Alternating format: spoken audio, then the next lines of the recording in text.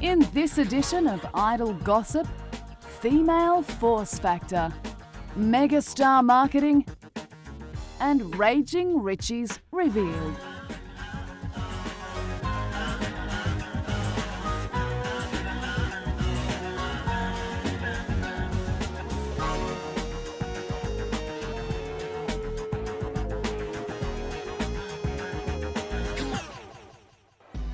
Just to prove that we're not biased here at Idol Gossip, we've decided to include some celebrities in our show who aren't what we normally dish to you, our viewers. Stardom isn't just for the gorgeous freaks of nature that appear on the cover of most magazines, and you don't have to be a movie star to achieve notoriety. Just think of Donatella Versace, head of the Versace couture empire, the perpetually peroxided and tanned terracotta 49-year-old sadly slipped from view recently for a stay in rehab for substance abuse. Life at the helm of a fashion house must be a chore and a half. Come back soon, Donatella.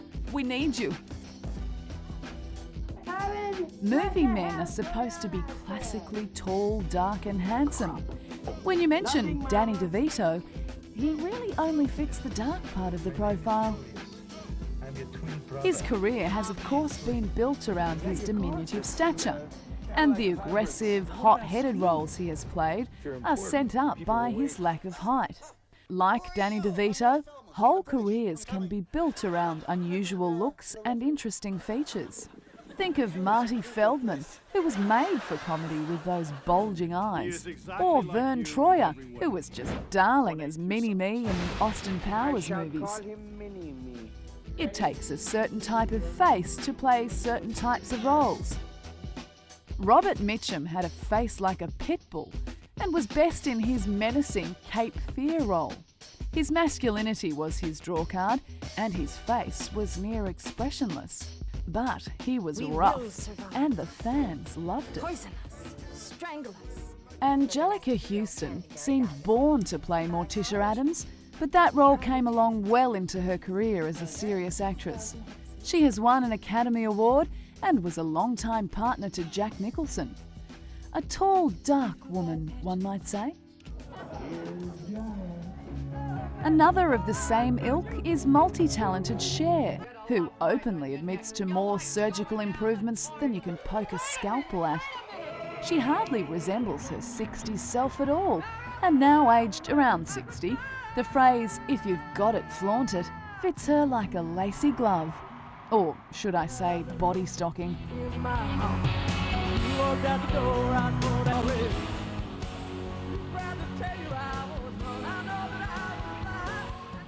Barbara Streisand and Sarah Jessica Parker, two unusual beauties.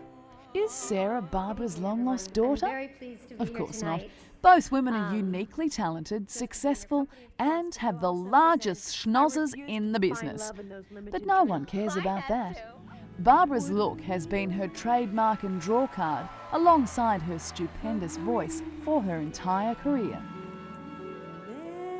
Beauty is only skin deep, and even though being pretty can open lots of doors, they're normally marked with the words, "Bimbos enter here."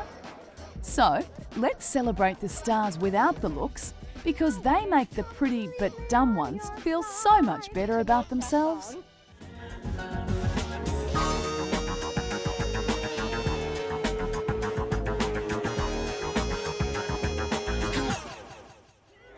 Over the years, there has been a marked change in the action movies churned out of Hollywood. The fellows always seem to stay the same though. Gun-toting, bicep-bulging, roundhouse-kicking males. Are you wearing bunny slippers? Stay away from my chicken toes.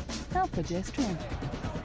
However, it seems the ladies, or should I say, women, of Hollywood action flicks have undergone an attitude adjustment and more. You didn't think it was going to be that easy, did you?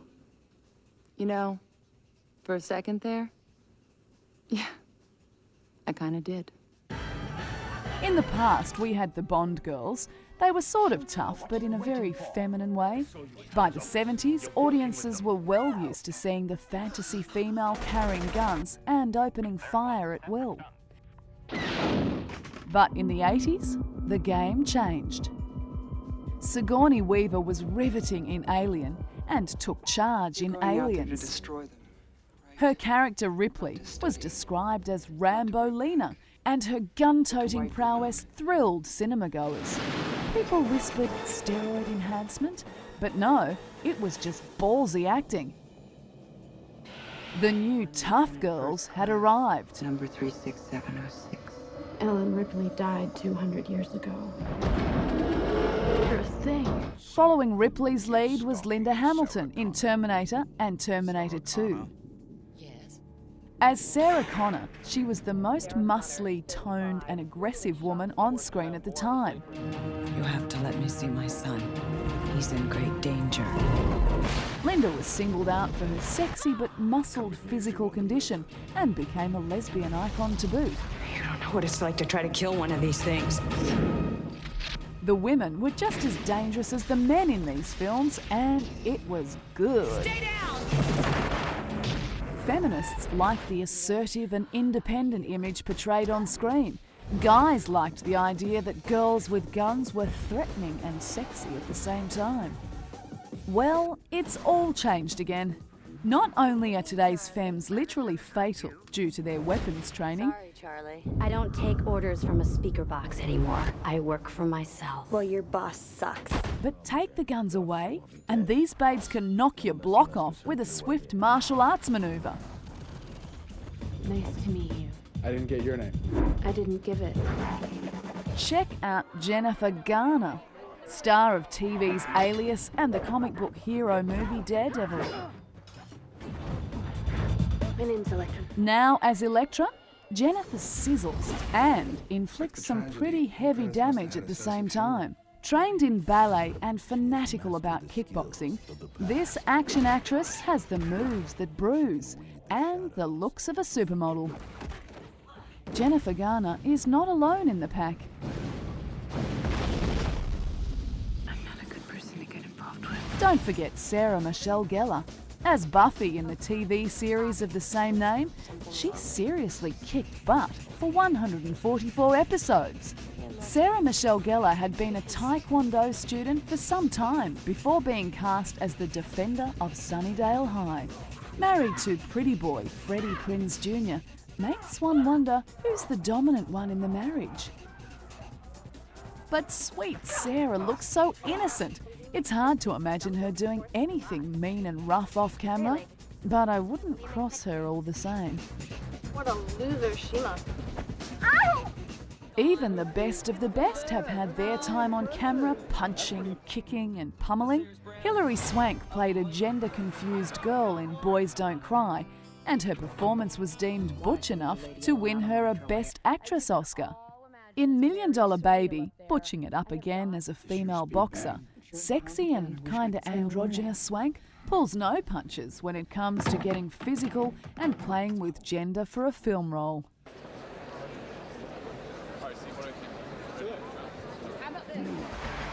The women have broken the stereotype of the helpless and hard-done-by babe on film. Whether required to act and excite the audience with their punishing prowess, these girls got guts.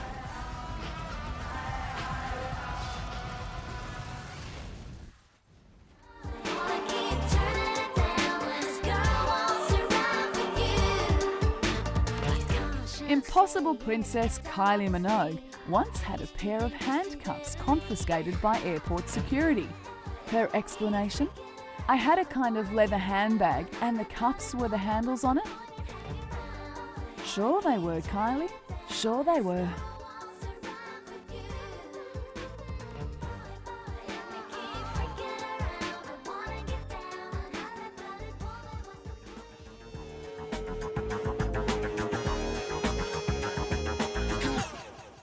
Everyone has days when your do won't do what you want it to do.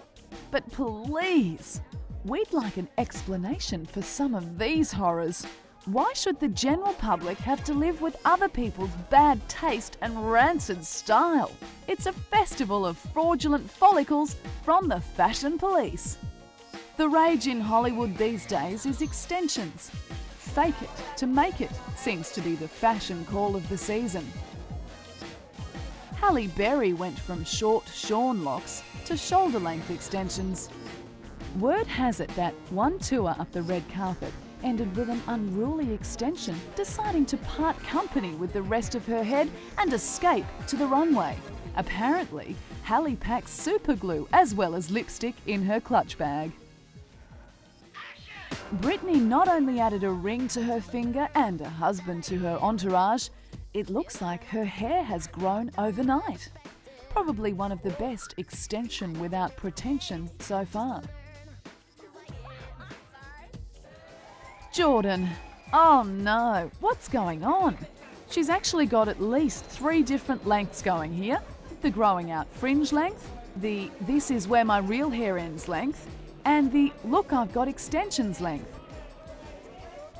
Most people have trouble getting past her chest, let alone the hair extensions, so I suppose it's not her main focus.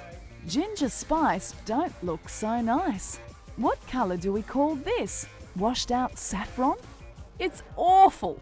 If you were going to go with extensions, Jerry, don't choose your colour from the spice rack. Let the past go, girl. This is what happens when you just can't decide. Am I blonde or am I brunette? I don't know, I like both. Christina is obviously spending so much cash on getting her hair done, the poor girl can't seem to afford skirts that cover her bottom. Spend the money on the other end, sweetie, and choose one colour and stick to it, for the hair at least. Posh looks trashy. After surviving the tabloid dramas and a wandering hubby, seems like Posh slipped into the hairdresser and snapped up Christina's leftover locks. What happened to the Spice millions, sweetie? Trend king Donald Trump. Now, his isn't a bad hair day. It's something from beyond and defies explanation. Is there no one in his life who has the guts to say, by the way, Mr. Trump, you really need to rethink the hair? Obviously not. Just more proof that money can do oh so much for your image, but it sure doesn't buy you style. It's possible the extra weight and stress on the head and scalp has drained common sense from our hair-extended stars. It doesn't take any talent to sit in a hair salon having long locks layered on.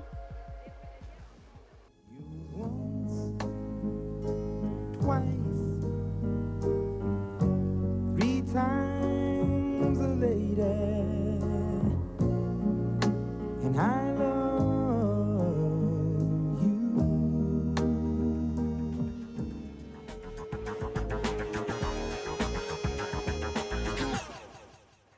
Most actors never make it big, but those who have had to start somewhere too. And that first big job is often acting in a commercial.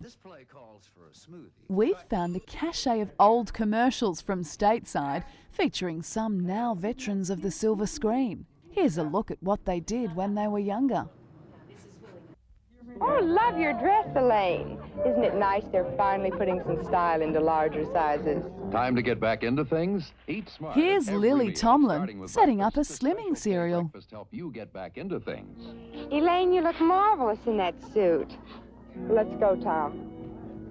Lily started as a comedian in the 60s and made a rare film appearance in I Heart Huckabees alongside Dustin Hoffman. You get people to like you, to be successful, to get things done in this world. Diminutive Dustin features in this commercial for a compact car. It's air-cooled.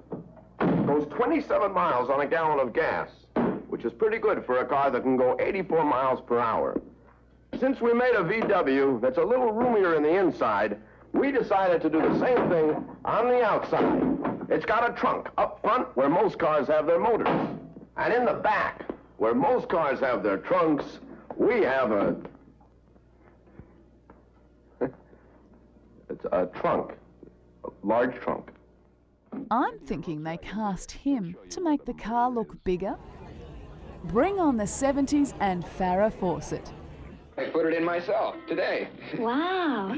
The 70s beauty doing what she does best in this commercial for toothpaste. Mother always told me, sit up straight, eat all your vegetables, and stay out of small foreign cars. But Joey, Mother never told me about Ultra Bright. Don't despair, Farrah. There's better work on its way. Feeling so Mother never told me about Ultra Bright. Sybil Shepherd was already a household name when she made this makeup commercial. Sybil Shepherd lives in eye makeup to make the most of her eyes. So it has to be easy to do, gentle too. This one is. New CoverGirl eyes, shadows, liners, mascaras, lashes, all dermatologist tested for gentleness.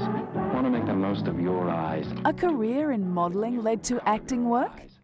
Where have I heard that one before? She was a huge star at the beginning of her acting career, but it sadly went downhill from there. Sybil is a rarity because she is a model from the period between Twiggy and Kate Moss, where models actually ate food. Raquel Welch still looks just as gorgeous today as she did way back then.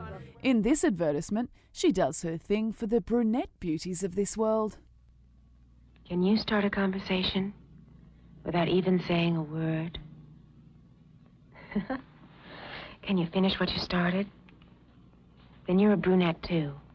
Trust Raquel. Who says blondes have more fun? When Raquel does it, everybody has more fun. When you got a good thing going, make the most of it. You probably think that we're making a big fuss. You're gonna love them, and we're gonna love you. Hey, what was that for? You said it so beautifully. When the stars told you what to buy, well, it had to be good. O.J. Simpson is not extremely comfortable and has only 27 cubic inches of padding. Oh, what a simple place the world seemed back then. The 1970 Chevrolet Nova is a lot better automobile than O.J. Simpson. Besides, the Nova costs a lot less to run.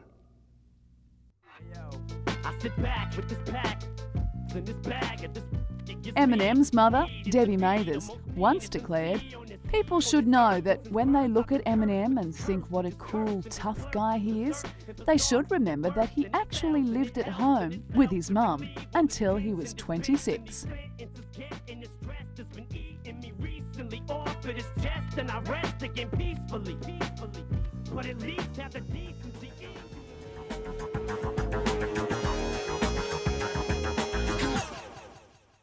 Nicole Ritchie is the adopted daughter of Lionel Ritchie, and surely after her behaviour in The Simple Life and in reality, her father is keeping a very close eye on her movements as she traverses the realm of the stars. Okay. Biologically the daughter of the percussionist in Lionel's band, Nicole was raised on the road. Twice, 3 times later. Lionel and wife Brenda were without children after years of marriage. Like a Shirley Temple movie, it seemed academic for them to adopt the perky little princess and give her a privileged life many only dream of. At nearly 10 years of age, Nicole was formally adopted just after moving into Lionel and Brenda's home. Young Nicole had no idea who her father was and that what he did was special. Sadly, his life on the road led to an affair, and Brenda wanted out of the marriage. Experiencing the pain of divorce at age 11, Nicole probably received support from school pal Paris Hilton. Paris! After finishing high school, Nicole enrolled in college.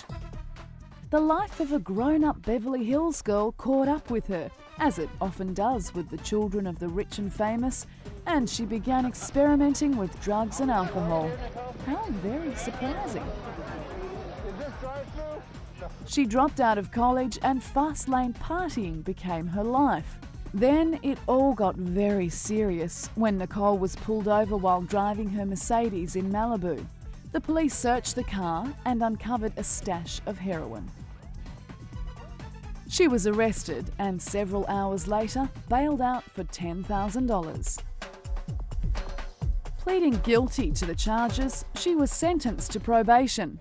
Lionel jumped to his daughter's defence and offered his unconditional support, personally escorting her to an Arizona drug rehab facility. Lady Luck dealt Nicole a wild card, and she was chosen as a replacement for Paris's sister Nikki, who declined to appear in The Simple Life. No guesses for who got the brains in that family. The show aired in the States just before her first progress hearing in court. Her attitude in the program seemed not to curry the judge's ruling, and she received a glowing report for maintaining her sobriety. But now, dropped as Paris's sidekick, Nicole has to move quickly before interest in her fades. Freak out the other team. Okay, like what? No problem. I did this last night. She has since made her feature film debut and is pursuing her pop music dreams, which is of course just what the entertainment industry needs. Perhaps another reality show is what the doctor ordered for the flatlining careers of Nicole and Lionel Ritchie. We suggest titling it The Has-Been's Life.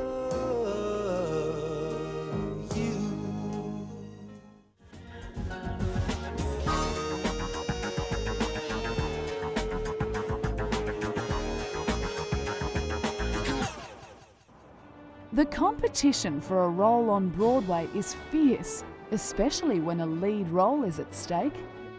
The new musical, written by Andrew Lloyd Webber, Spanky the Spaniel, is set to get tongues wagging.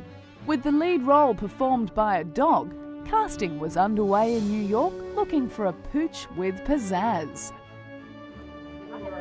Pups of all shapes and sizes were invited to strut their stuff, lift a leg, and generally show the meaning of doggy style at the downtown Manhattan casting call. They came looking pretty, they came aloof, and they came hungry for the limelight. Darling, haven't seen you for ages. When was it? Sweetie pie, yes. Oh, it was the auditions for Annie 3. Never got off the ground, script was awful. What have you been rolling in? You smell magnificent. Do you like it? It's manure. Bitch. Some performed like true stars, and some were just dogs.